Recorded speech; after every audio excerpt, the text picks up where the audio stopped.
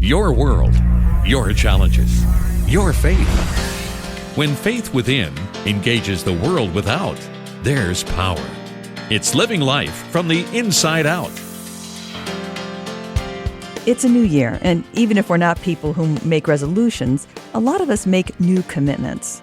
We'll focus on our priorities, we say. We'll clear out what's unnecessary to make way for what's best.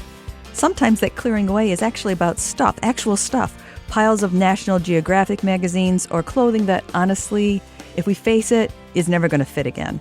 And sometimes that clearing away is about something internal. We'll talk about this today on the Family Life Inside Out podcast. I'm Martha Manikas Foster, and my guest is author and speaker Janice Mayo Mathers, whose 1999 article, Too Much Stuff, caught my eye. Welcome to Inside Out, Janice. Oh, thank you, Martha. I'm delighted to be here. Janice, I'm very curious both for my own life and for, I think, the life of people listening. What is the downside of having a lot of stuff? When your life is cluttered with too much stuff, too many commitments, I think your mind gets cluttered, and there's just no free space, either physically or emotionally. There's no time or opportunity to just pause and reflect and reassess and recharge yourself, and that invariably wreaks havoc on our spirits. Jesus told us back in John 10, I'm not exactly sure, but he said that he came so that we could have abundant life, more abundant life. And I think clutter makes that absolutely impossible. I think the biggest downside to too much clutter is what it does to us spiritually. That's the biggest thing. So if I have too much stuff in my living space, how does that clutter translate then to my spiritual life? Well, I just actually saw a perfect example of this. My husband and I just flew to Hawaii, and in the airport, I noticed the people that were the most frazzled were the people who were traveling with way too many suitcases and pieces of baggage. And that just frustrated them, and I could see their frustration. And I thought, oh, my word, that's exactly what it is in my house. When my house is cluttered, when I'm always having to search to find something because I've laid a magazine on top of it, and there's piles of magazines and stuff, I am just always on the edge of frustration because there is no order. And I wonder, because I'm doing this in my own life, trying to make some assessments, I wonder if sometimes the amount of stuff we have also requires a certain amount of time for upkeep of the stuff. Absolutely it does. It eats up huge amounts of time. Taking care of it, keeping it clean, trying to keep it orderly, trying to make places to put everything. It takes up huge amounts of time. At least it takes up huge amounts of my time. Right. Well, let me reintroduce you, Janice. If you're just joining us, this is the Family Life Inside Out interview podcast, and my guest is author and speaker Janice Mayo Mathers. Now, Janice, we can clear away the piles and still live a cluttered life. I think that you've already alluded to it, but if we have a cluttered calendar, do you see that it has some of the same downsides as cluttered living space? And if both need attention, if both we have cluttered living space and a cluttered calendar, what do you see as the advantages of making some priorities and limiting both kinds of overcrowding? Well, I do absolutely think that cluttered calendar comes with a tremendous and maybe even greater downside than a cluttered living space, because our cluttered calendar is robbing us of time for what's most valuable in our life, which are our relationships. You know, our careers, no matter how much we may love them and how important it is to have a job, a career, or even the time that we spend doing volunteer work, all of those things really are, when you come right down to it, temporary. Because we are going to retire from our jobs or move on to other ones. We are going to move on to different commitments. But our relationships, they are permanent.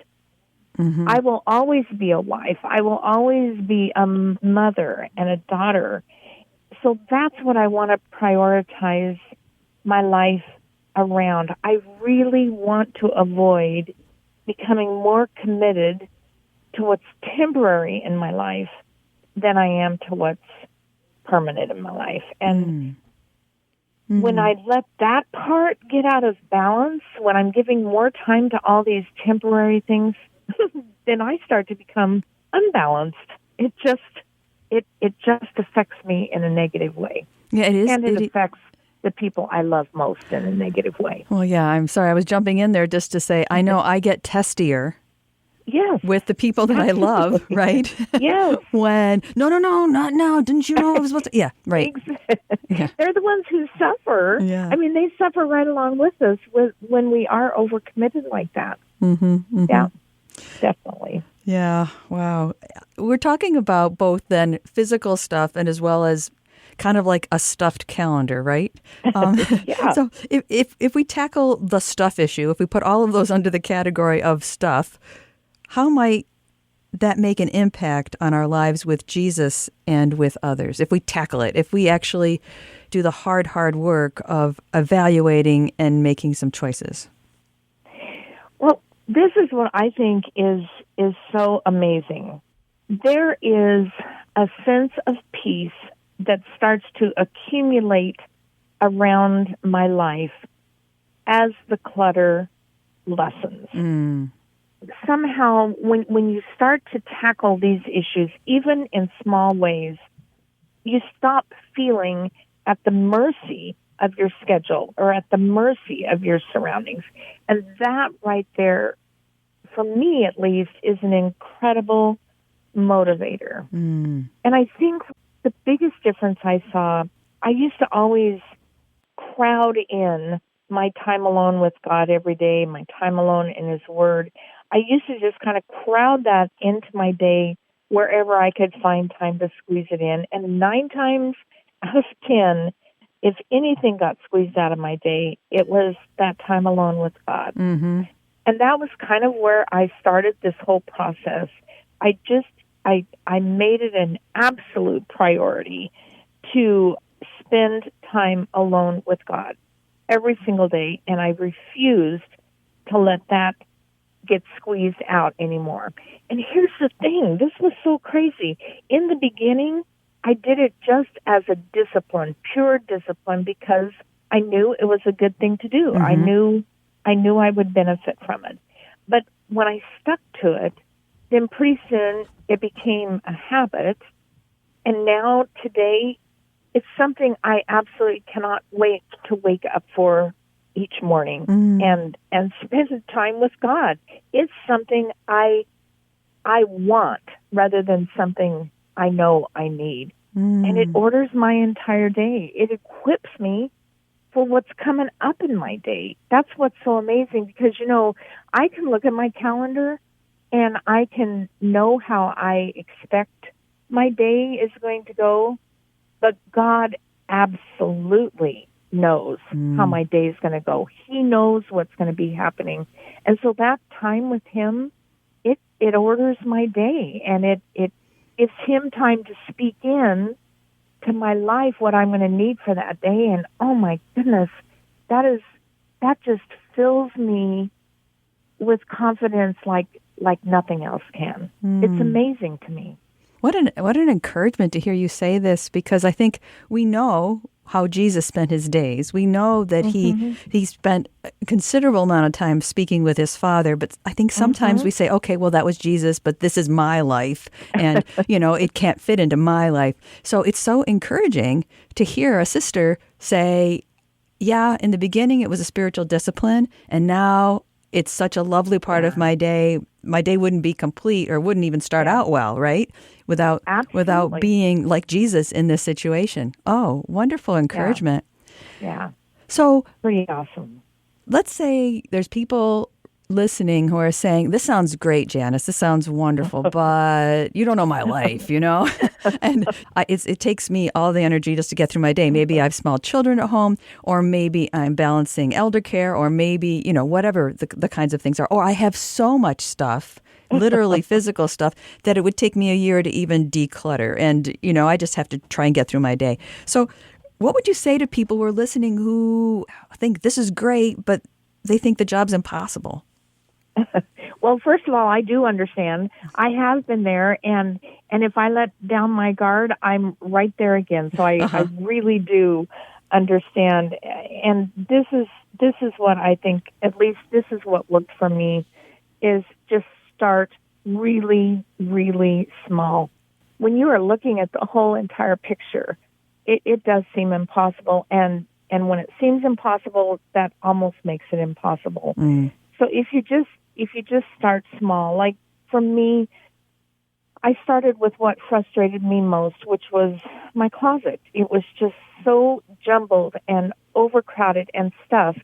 And that was the first thing I saw every single morning. When my alarm clock went off, I went to my closet, and that's what greeted me. So it made my day feel crowded and overstuffed and out of control before I even left my bedroom. So I just started on that one small space, and then I did not move to any other part of my house until maintaining that little area was habitual, something that I didn't think about doing anymore. It just kind of became a natural process of always keeping it in order. So I just started small, and once I got that little small area, a drawer, whatever it is that constantly kind of picks at you, just start there. And when you get that under control, then move on to another space.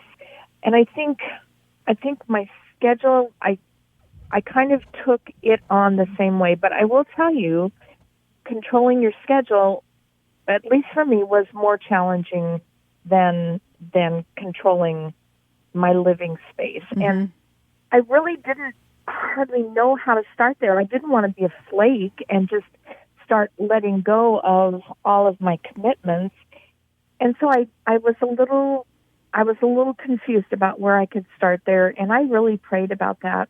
And I started looking at all of my time, and I started to discover that really I was misusing a lot of my discretionary time, my free time. Okay. It was just kind of being frittered away without me knowing it. And like today, I think one of the hugest stealers of time, I'm not sure that was correct grammar there. But we get it, yeah. Yeah, is social media. Yeah.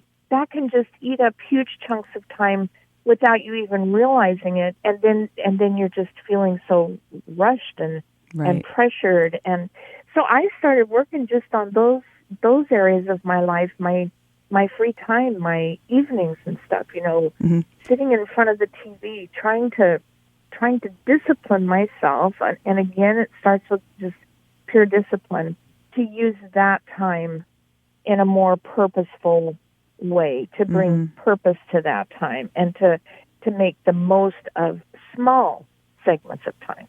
Yeah, so if I'm hearing you, the closet is something that's totally under your control, right? Right. It's not other people's things. In general, that's your part of the closet, and it's your things, and you can make those choices. And you're also saying, when it comes to time, if we have church commitments and we have, our jobs and we have whatever other commitments, other people are involved. But if we start with decluttering the time, in a sense, ordering the time that is only ours, or we have the say over it, right? The discretionary time that we have a say over, then we can move forward after that. And in some ways, we can also say, hey, I need more rest so that I'm better at thinking about how I do the rest of this, right? So maybe some of that free time needs to be spent in more relaxation or actual sleep, because there are times when we can stay up way too late just because of inertia too, right? Absolutely. Yeah, you just kind of zone out. And I think here again, just think small. Even if you just start out with 15-minute segment of time every single day where you are just alone and just quiet and just relaxing.